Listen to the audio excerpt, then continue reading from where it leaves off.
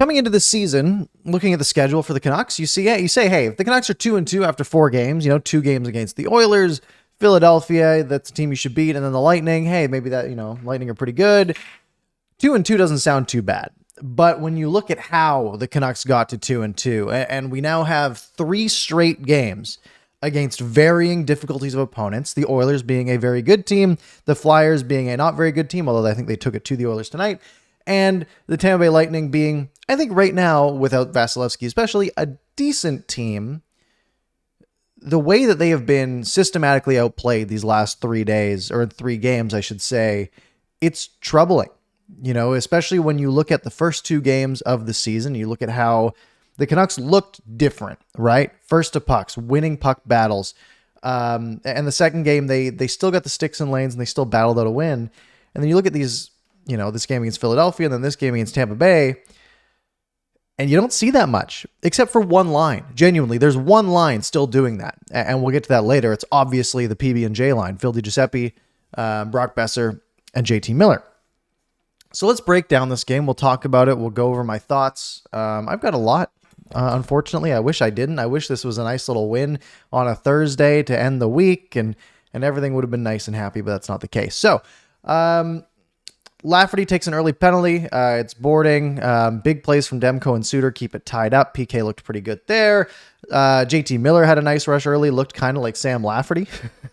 Hronek then took a penalty because a little stick in the hands of Point. I thought that was a little weak, but sticks in the hands, those get called every single time. Phenomenal PK. The Canucks had the puck the whole time. They were just playing it back. They were just playing keep away. Then Tyler Myers got the puck. Myers gets the puck, he gives it away, and Demko makes a miraculous save but can't get the rebound, and it's 1-0 Tampa Bay. And you might think, oh, that must be the worst thing Tyler Myers did tonight. Well, we'll see. We'll see. Honestly, first period, what were the shots in the first period? They were 13-13. Sounds about right. Expected goals, all scenarios in the first period. At 5-on-5, the Canucks were dominant in the first period. Expected goals were 0.92 for the Canucks to 0.21 for the Lightning, but you bring in those all situations and the Lightning's expected goals shoot up. So, fairly even period, genuinely. That Myers mistake killed them though. So they go to the second, and what do? They come out hot.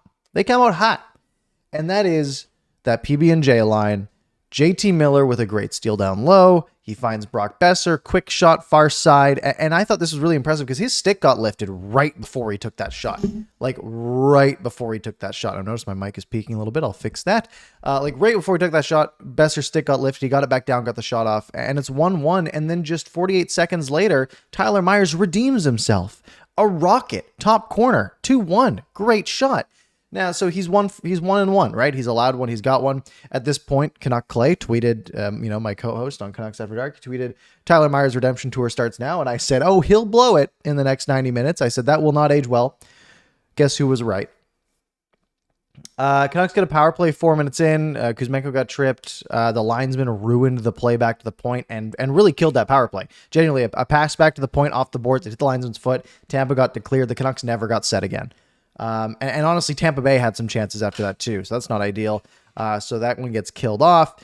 Jeannot and Mark Friedman get in a scrap. Jeannot beats the crap out of Friedman. That's no surprise there. I didn't love the punch to the back of the head, but whatever. Demko is forced to be on his A game. Kucherov had a nice chance in tight. And then Tampa evens it up. It's Isimont. I usually am good at pronunciation, but I forget how short he pronounced it. I'll call him Isimont. The Isimont. Down the left wing, just beats Demko. Demko lost his net a little bit, slid a little bit too far over. And Michael, I think his first name is. We'll go with Michael. Is his first name Michael? Michael Isimont. We'll call him Michael.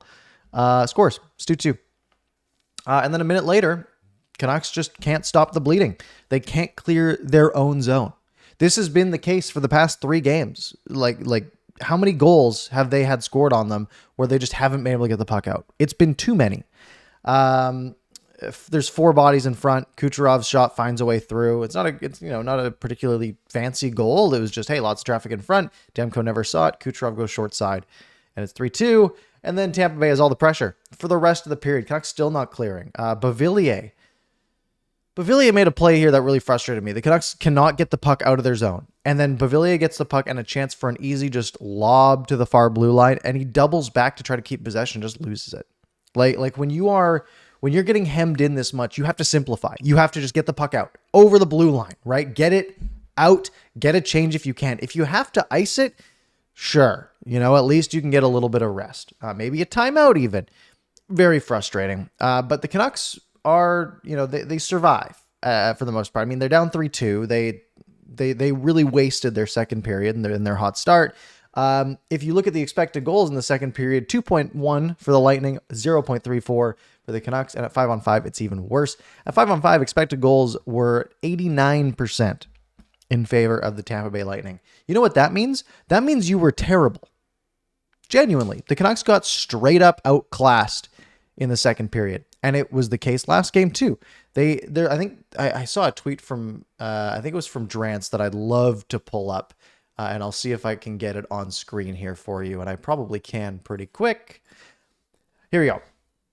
Canucks combined performance in second periods on this road trip has been very ugly. Outshot 58-16, out attempted 100-33, and somehow only outscored 4-3. That's Demko for you. Genuinely. He is the only reason that the Canucks have not been absolutely killed in these 3 games in the second period, but they have been absolutely outclassed in every regard. We go to the third. Kucherov has a chance to basically ice it. He catches the post. Then there is a 2-on-1. Ian Cole pinched on the blue line. Puck got past him. It's a 2-on-1. Tyler Myers is the last man back. Nightmare scenario, right? Tyler Myers makes a really good play. The pass is going through. Myers gets a stick on it, but then it goes right back, and they play it through again. And Ian Cole saves a goal. Genuinely saves a goal. He takes his guy down. It would have been nice if he got stick and then didn't take the penalty, but he took the guy down, takes the penalty, but saves a goal. And then what happens on the power play? After Tyler Myers just made this nice little play, Elias Pettersson has the puck on the far wall, trying to clear it out, or he's in a battle. He's in a battle with a couple players on the far wall from the broadcast side. Demko's right. And Tyler Myers goes in to assist. And what happens is Tyler Myers ends up tackling Elias Pettersson, essentially, sliding into him, tackling him, taking him out. And nobody else. There's three, count them, 3 Tampa Bay Lightning players in that battle. And Myers only manages to take out Elias Pettersson. Now, if you're counting, it was already a 5-on-4. And then if you imagine Elias Pettersson has been taken down and Tyler Myers went from the front of the net to take him down, let's do some counting. That only leaves 2 Canucks left against the 5 Tampa Bay Lightning. Of course they score. Kucherov, again, 4-2. Just a mess. Just an absolute mess. Canucks finally get some life with about 5 minutes to go. It's again the DiGiuseppe, Miller, Besser line. They get a few good chances, and of course the best chance of the whole sequence ends up being Tampa Bay on a 2-on-1 the other way. Sorelli has a wide open net and hits the crossbar. Again, Canucks get bailed out. They pull Demko with 2:20 to go. Philip Hronek's point shot gets stopped. The rebound goes right to JT Miller. Jams it in 4-3. And of course, it's the hope, right? You get that little bit of hope and you're like, well, whoa, maybe they can salvage a point here. Maybe they can force OT. Maybe they win. Who knows? Hey, maybe they just got to get one more. You got a minute 49 to go. Let's get one. Brock has a good chance with 44 seconds to go on the backhand, but he puts it right into the crest. And then the last 10 seconds. Look, I know Pettersson wasn't on his A game. He got a bit banged up last game, and I think his leg's a bit hurt, or his ankle, or something along those lines. And he didn't have a fantastic game. He didn't look like himself. 10 seconds to go. The Canucks end up with, they have the net empty, so they have 6 guys on the ice. They have 3 guys essentially on the point. They have Hronek on the far side, they have Pettersson in the middle, and they have Hughes on the left. So Hughes cycles down to try to be an option down low, and Pettersson passes it to Hughes. Hughes passes it back to Pettersson. Pettersson passes it back to Hughes. Hughes passes it back to Pettersson. There's no time on the clock, and Pettersson refuses to shoot.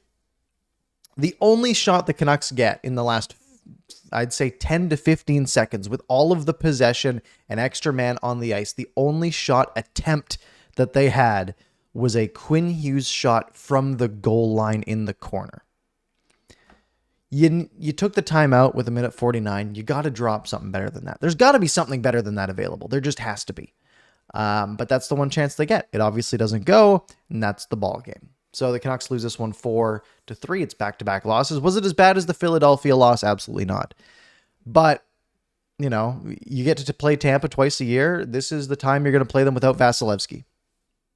You got to take advantage. You got to take advantage when the hockey gods give you these chances. And they absolutely didn't. So let's get into my pluses and minuses. Guess what? There's more minuses than pluses, as there, it seems to be the history with this channel. I don't know if you've been following for the last few years, but the Canucks lose more often than they win. So let's talk about pluses and minuses. Biggest plus of the game is the PB&J line. Phil DiGiuseppe, Brock Besser, JT Miller, PBJ. They were fantastic. Genuinely. I don't know what the analytics say. Let's see what the analytics say. While they were on the ice, Phil DiGiuseppe, expected goals were about 50-50. Brock Besser, 52, and JT Miller, 52. So while they were on the ice at 5-on-5, they were better than expected.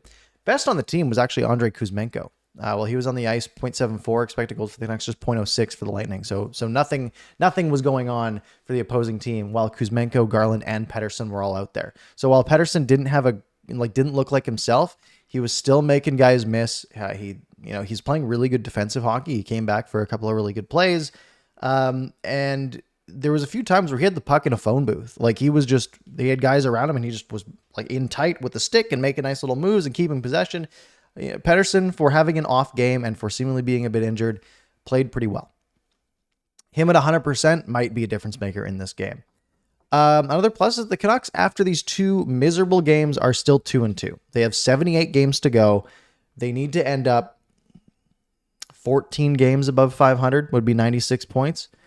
So they have a few less games now than they did at the start of the season. But they have a schedule coming up that gives them the opportunity to have a bit of an edge, especially going into the very beginning of November. They have some easier opponents.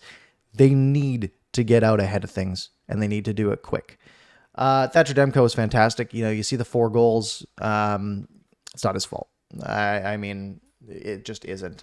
I think the total expected goals for the entire game were 4.3 for the Lightning. He allowed 4. So technically he did better than expected. The Canucks, by the way, for reference, was only 2.22 in all situations. Demko was not the problem. Stops 32 of 36. It's a sub 900 night for him, but he was good. Mark Friedman in his first game was fine. Totally fine. Better than Juleson. And I don't think it's a very hot take.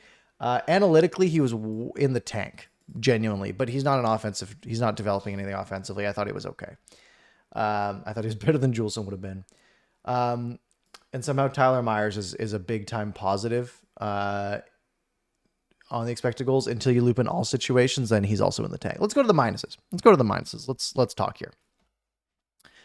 Once again, the Canucks had a slow start. Shots were 5-0 Tampa to begin this game. It's becoming a trend. Again, we're 4 games in. That's 3 games in a row with pretty slow starts. It's worrying. The second periods, again, I referenced that Drance tweet. Again, these trends are bad, right? You get outshot. After the Canucks had that power play in the second period, they were outshot 14-3. That's unacceptable. They score 2 goals early in the period. They get the lead, and they do absolutely nothing for the rest of the period. They just throw it away. You're down 1-0 after the first period. Tampa Bay is going to win a lot of those games. You come back, you score 2 goals. You have to be able to keep the pressure up. But they just let Tampa walk all over them. They seem to be taking more penalties than they're drawing every single game, night in, night out. The Canucks only drew 1 penalty tonight. 1 power play, and it didn't look very good. PK allows 2 goals on 3 opportunities for Tampa. You got to stay out of the box. You just have to stay out of the box. Again, 3 penalties isn't bad, but, you got to be moving your feet, giving the opportunity for the officials to call penalties against the other team. That wasn't the case tonight. Pettersson's clearly not 100%. That's a minus. Honestly, I thought he was fine, but you need him to be healthy if this team's going to do anything. Another thing is, if you look at the stat sheet, the Canucks had 29 shots on goal. And if you sort by shots on goal, is this not updated? Does this not let me sort by shots on goal? Oh, I'm not looking at defensemen. What did I say? 29 shots on goal. 11 of them were from Philip Hronik and Quinn Hughes. And if you loop in Myers and Cole, that is a total of 14 of the Canucks' 29 shots came from the blue line. It's good to get shots on goal from the blue line, but if you look at shots being 36 to 29, it doesn't tell the story, right? Because 29 shots is not very many, especially when half of them are coming from the point. It's just not very high percentage. It worked a couple of times, but it's not going to work most of the time. So just not ideal. Not ideal at all. Of course, the biggest minus, it was Tyler Myers tonight. He had the goal. That was a bit of redemption. It was a good shot. Great shot. Tyler Myers didn't look like an NHL defenseman tonight. Just straight up. He had, the play in the first. What exactly was that? I have it all written down. My brain is trying to forget what Tyler Myers did. There was the play in their own zone where the Canucks had played it all the way back to their own zone. They got a little bit scrambly. Tyler Myers ends up with the puck at the bottom of the faceoff circle, looks up, and has time. There is one forechecker for the Lightning. A single forechecker for the Lightning. And that's the exact line he tries to take to clear it out. Because Pius Suter, there's this guy coming off the boards. I guess I'll envision from this side because the wall's here coming around. There's this one guy on the boards. He's coming across. He's coming in towards the net. Pius Suter is going the other way behind him. They're sort of doing one of these where they're sort of switching sides. And Myers is back here, and he's thinking, oh, I'm going to pass it up to Suter, while Suter's going this way, and the forwards coming this way, and he puts it right on the forwards tape. 2-on-0. It's an egregious mistake. It's just a straight up delivery of, hey, here, you want a 2-on-0 on this power play? Well, we've just had control on this penalty kill. We've been doing really good. Do you want the puck back? Here you go. Go score. Please have it. It's egregious. And then the other one, obviously, was that power play. Again, both were on the penalty kill were the problems, where he tackles Elias Pettersson. Essentially, he just slide tackles him. Takes him out of the game. Gives him a 5-on-2. It's crazy. I just don't get it. Is this really our best option? Like, is this the best we have after this whole offseason of trying to make this team a playoff contender? They looked great in the first game. They looked okay in the second game, but this is the best you've got for us. On paper, this team looked about 50-50. If they play like they played in those first two games, this is a playoff team. But if they play like they did these last two games, they are absolutely not, and they don't deserve to be. So it's up to the Canucks. Which of these teams do they want to be? Do they want to be the team that came out and beat the Oilers 8-1? Or do they want to be the team that laid an egg against Philadelphia and came out and just got outplayed tonight by the Lightning? We'll see. Saturday, Florida. I won't have a video after that one. I will be at the Huskies game down in the States. But I might be tweeting a bit. So make sure you follow me on Twitter /X, whatever, ParkersPucks. You find me here at ParkersPucks. Make sure you subscribe, hit like, even though the game was miserable. And I will see you next time.